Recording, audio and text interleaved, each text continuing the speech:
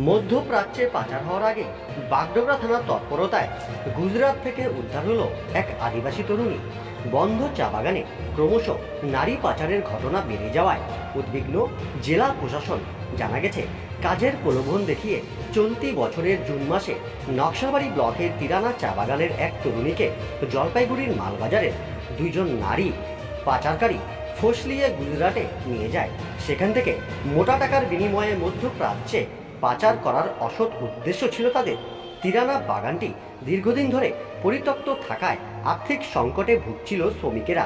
এই সময় ওই মহিলা গোটা টাকার কাজের প্রলোভন পেয়ে বাড়ির কাউকে না জানিয়ে চুপিসারে দালালদের সঙ্গে পাড়ি জমিয়েছিল গুজরাটে।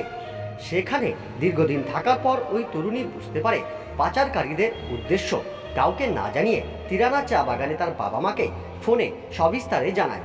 এরপরে ওই তরুণীর বাবা গুলমা চা বাগানে তার বন্ধু প্রতাপ কুজুর নামে এক স্বেচ্ছাসেবী সংগঠনের কর্মীর সাথে যোগাযোগ করেন। প্রতাপ পুরো ঘটনাটি শিলিগুড়ির লিগাল এড ফোরামের সম্পাদক অমিত সরকারকে জানান। এরপরে ওই তরুণীর বাবাকে নিয়ে বাগডোগরা থানায় লিখিত অভিযোগ দায়ের করা হয়। मैं तो काम के सिलसिले में गई थी। कौन तुमको लेके दिया था? कौन और- काम के लेके दिया था? वो लोग को तो मैं पहचानती नहीं, तुम लेकिन नहीं पसंद है। हाँ, कहाँ का आदमी है? वो माल बाजार का आदमी सब है वो लोग। और को आदमी आया था?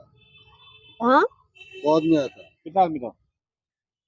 आदमी वो लेडीज थी। वो आई और मुझको बोली कि ठीक है, मैं तुमको दिल्ली ले जाऊंगी और इतना मैं 40-45 हजार में पेमेंट है। वहाँ बच्चा लोग का काम करना पड़ता है। और मैं वहाँ गई और वहाँ बच्चा लोग का ही काम करती थी। घर वहाँ में क्यों नहीं बताया? घर में मैं यही टेंशन से काम की खोज में चली गई। मुझको लगा कि 1-2 महीने में मैं चली आऊंगी और घर में आकर बताऊंगी, बल्कि मैं वो दिल्ली में कितना दिन काम किया? दिल्ली दिल्ली में, गुजरात में। गुजरात। गुजरात में कितना दिन था? तो वहाँ क्या काम कराता था तुमसे? वहाँ बच्चा लोग का बच्चा का देखभाल करती थी।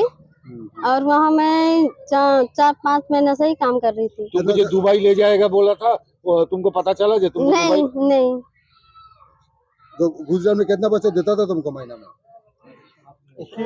बोल रहा था 60-70 हजार स्टेटमेंट का আছে। अच्छा। हाँ, तुमको क्या कितना पैसा मिला? मुझको 10-12 हजार मिलता था महीना में। वो पैसा क्या किया तुम? महीना में घर 1-2 महीना के लिए, 3 महीना के लिए नहीं दिया। बाद में मैं बोलने लगी कि मुझको पेमेंट क्यों नहीं मिल रहा है। तो दिवाली के बाद मुझको 1 महीना का मिला मुझको पेमेंट। तो मैंने घर भेज दिया था उसको। उसके बाद तुमको भेज दिया कौन? हाँ, तुमको कितना पैसा में भेज दिया? कौन भेजा तुमको? नहीं मुझको तो मालूम नहीं ना, मतलब वो जहाँ पर काम कर रहा था वो बोला उसको। तुमको शारीरिक रूप से पिटाई उटाई किया है? नहीं वैसा कोई बात नहीं। मैं वैसा कुछ भी बात नहीं है। मैं केवल बच्चा लोग का, एक बच्चा को देखती थी, स्कूल ले जाती थी, फिर खाना वाना ऐसा खिलाती। कोई खराब काम तुमसे नहीं, नहीं। करवाया? नहीं कोई गंदा काम तो नहीं नहीं किया? नहीं तो बोला भी तो नहीं? नहीं। जबरदस्ती तो नहीं किया? नहीं, कोई काम नहीं।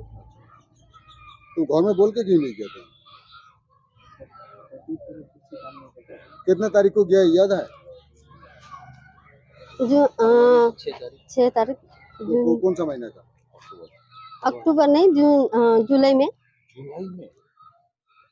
जुलाई 10 तारीख के जाएंगे। तब तो बागान खुला था जुलाई का। বলবো একটা খুব সুখবর যে আমরা নকশালবাড়ির থানার আন্ডারে, নকশালবাড়ি ব্লকের আন্ডারে একটি বন্ধ চা বাগানের একটি 18 বছর, একটি 30 বছরের একটা পরিবারের থেকে ছিনিয়ে নিয়ে গেছিল দালালরা তাকে পাচার করার উদ্দেশ্যে। এবং তার যে সমস্ত ইল মোটিভগুলো ছিল সেখানে সেগুলো সব মেকানিজম এখানে অ্যাডপ্ট করা ছিল। এবং যত আপডেটেড মেকানিজমগুলো এজেন্টরা এখন ইউজ করে এই ট্রাফিকিং এর ক্ষেত্রে, সেই সমস্ত ইউজ করে এদেরকে নিয়ে যাওয়া হয়েছিল, মেয়েটিকে নিয়ে যাওয়া হয়েছিল গুজরাটের সুরাটে একটা ইন্টেরিয়ার ভিলেজে। কোনো এক জায়গায় ওকে কাজের নাম করে রাখা ছিল এবং প্ল্যান ছিল ওখান থেকে কোনো ট্রানজিট পয়েন্টে কোনো নিয়ে যাওয়া। এবং সেইটার থেকে প্রিভেন্ট করা গেছে। এটা বড় কারণ হচ্ছে আমরা যখন জানতে পারলাম, আমাদের দার্জিলিং ডিস্ট্রিক্ট লিগাল এইড ফোরামের কাছে এলো মিস্টার প্রতাপ কুজুর, আমাদের মেম্বার, গুলমা বাগানে থাকে এবং ওর বাবা এসে একদম কান্নাকাটি করে আমাদের কাছে বলল। আমি তার সাথে সাথে Gujarat state legal service authority, Darjeeling district Darjeeling legal service authority, district administration, BDOs সবাইকে এনগেজ করে একটা এমনভাবে ট্র্যাপ তৈরি করা হলো যাতে কোনোভাবেই মেয়েটিকে নিয়ে যেতে না পারে। সেইভাবে আমরা এসে বাগডোগরা থানায় ওসির সাথে দেখা করি, কথা বলি, এবং সাথে সাথে সেই দিনই আমি ওদের এফআইআরটা লজ করিয়ে দিই। এবং ফলস্বরূপ আজকে আমি শুভেচ্ছা জানাতে চাই, ধন্যবাদ জানাতে চাই বাগডোগরা থানায়।